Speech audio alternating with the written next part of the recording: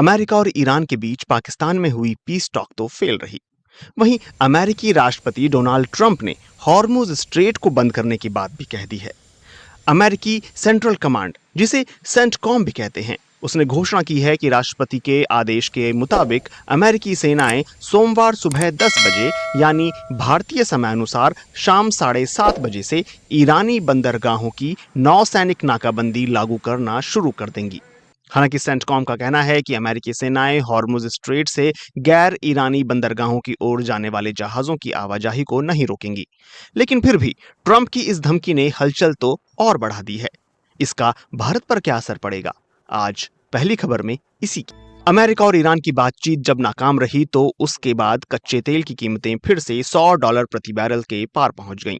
तेल की बढ़ती कीमतों को लेकर पहले से ही मुश्किलों का सामना कर रही दुनिया में और अनिश्चितता फैल गई है। मौजूदा संकट से भारत पर भी चौतरफा असर पड़ने की आशंका जताई जा रही है, क्योंकि भारत की बहुत ज्यादा एनर्जी इंपोर्ट पर डिपेंड है। उसके पेट्रोलियम प्रोडक्ट का बड़ा हिस्सा खाड़ी देशों से आता है।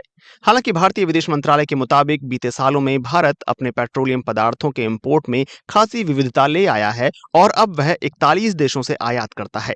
लेकिन विश्लेषक आशंका जता रहे हैं कि भारत लिक्विड नेचुरल गैस का एक बड़ा हिस्सा आयात करता है, जो हॉर्मुज से होकर गुजरता है। अंतर्राष्ट्रीय मामलों के जानकार हर्ष पंत कहते हैं कि भारत अपनी जरूरत का 90% तेल आयात करता है, जिसमें 50% हॉर्मुज से होकर आता है।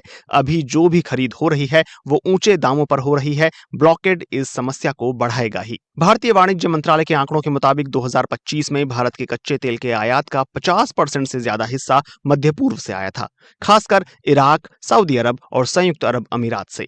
हालांकि पीआईबी के मुताबिक बीती 11 मार्च को भारत सरकार की एक ब्रीफिंग में बताया गया कि भारत का 70% कच्चा तेल आयात अब हॉर्मुज स्ट्रेट से बाहर से आता है और एनर्जी सप्लाई सुरक्षित बनी हुई है। न्यूज एजेंसी एएफपी के मुताबिक भारत लिक्विफाइड नेचुरल गैस यानी एलएनजी का दुनिया में चौथा सबसे बड़ा और एलपीजी का दूसरा सबसे बड़ा आयातक देश है। ये आयात मुख्य रूप से मध्य पूर्व से किए जाते हैं।